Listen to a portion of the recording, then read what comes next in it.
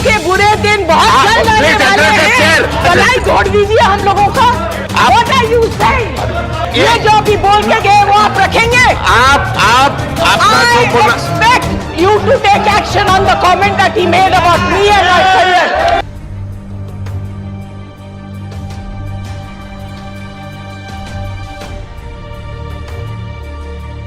आपके बुरे दिन बहुत जल्दी आने वाले हैं।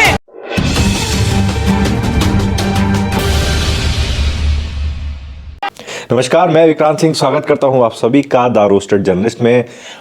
मौसम वैसे तो बहुत ठंडा है, लेकिन राजनीतिक तौर पर अगर देखें तो मौसम में एकदम गर्माहट सी आई हुई है। संसद भवन हो, राज्यसभा हो, कहीं पर भी अगर आप देखेंगे तो वहां पर जो गर्माहट इस समय बढ़ी हुई है वो अपने आप में एक अलग सी खबर बना रही है।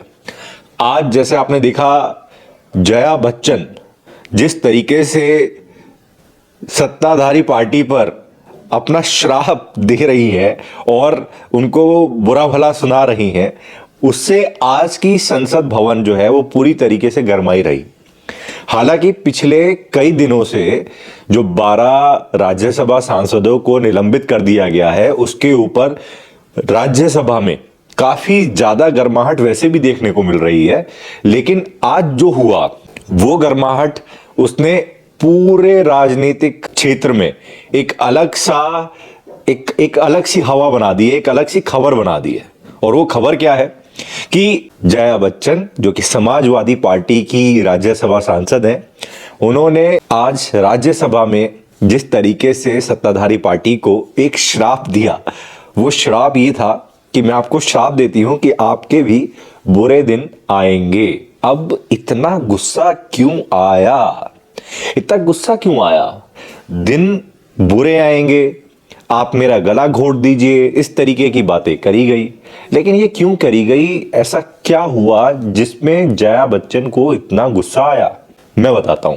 असल में बच्चन परिवार की बहू ऐश्वर्या राय बच्चन पर एक पुराना मामला है जिसके ऊपर उनसे पूछताछ के सिलसिले में ईडी ने उनको बुलाया था। तो ये मामला है पनामा पेपर्स से जुड़ा। अब ये पनामा पेपर्स क्या है? आपने काले धन का तो नाम सुना ही होगा। मुझे क्रेडिट नहीं चाहिए। वही काला धन जो बताया गया था कि आने वाला है, लेकिन पता नहीं चला कि आया या नहीं आया। लेकिन उसी काले धन की हम बात कर रहे हैं। वो काला धन जिसके वजह से पनामा पेपर्स का नाम 2016 में सबके सामने आया था। वो एक ऐसे पेपर्स थे जो लीक किए गए, और जब वो लीक हुए तो उसमें 300 भारतीय जो बिजनेसमैन हैं, बड़ी बड़ी हस्तियां हैं, जिसमें अमिताभ बच्चन, अजय देवगन, ऐश्वर्या राय, विजय माल्या जो तो आज की डेट में ऑलरेडी भागे हुए हैं, और ऐसे कई तमाम जो कि सुप्रीम कोर्ट से लेकर और कई सारे वकीलों तक ये मामला गया था, जिसमें मामला सुप्रीम कोर्ट तक भी पहुंचा था। लेकिन ये मामला 2016 के बाद रफा दफा इधर उधर चलता ही रहा। आज तक इस मामले में जांच कहां पहुंची, आज तक इस मामले में कितने लोग दोषी पाए गए, आज तक इस मामले में कितनी रिकवरी हुई, इसका कोई ठिकाना कहीं तक भी नहीं है।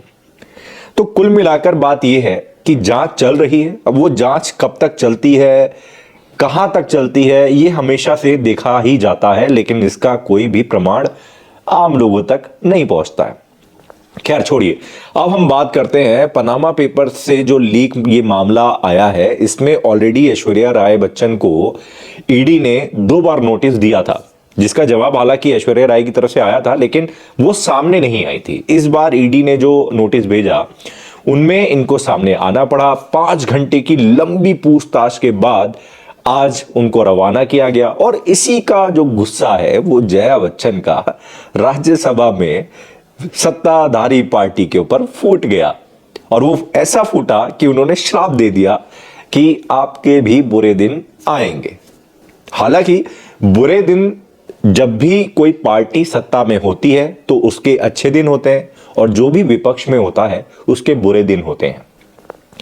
कहने के लिए ये अच्छे और बुरे दिन होते हैं, लेकिन कहीं ना कहीं आम जनता इन्हीं अच्छे और बुरे दिनों के चक्कर में फंस के रह जाती है। लेकिन हकीकत यह है कि कोई अच्छा और कोई बुरा नहीं है, हर जगह साठ गांठ लगी रहती है। और इसीलिए हम लोग इनकी भ्रष्टाचारी आरोपों में इधर उधर घूम जाते हैं।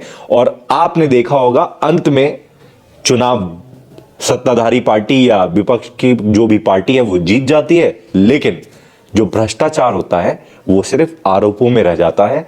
उसकी जांच, उसकी पड़ताल कहीं तक कुछ नहीं समझ में आता है।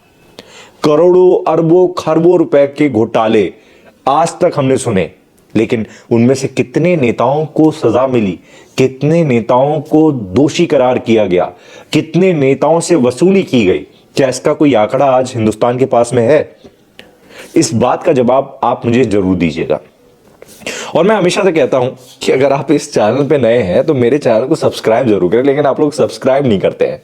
देखिए, कुछ ऐसी चीजें होती हैं जो आप तक पहुंचाना हमारा फर्ज है, लेकिन थोड़ा सा फर्ज आपका भी बनता है कि आप इस वीडियो को लाइक करें, हमारे जो कमेंट बॉक्स है उसमें हमें बताएं कि और क्या वो मुद्दे हैं जो आप तक पहुंचाने हमें चाहिए, और चैनल को सब्सक्राइब करना बिल्कुल ना भूलें।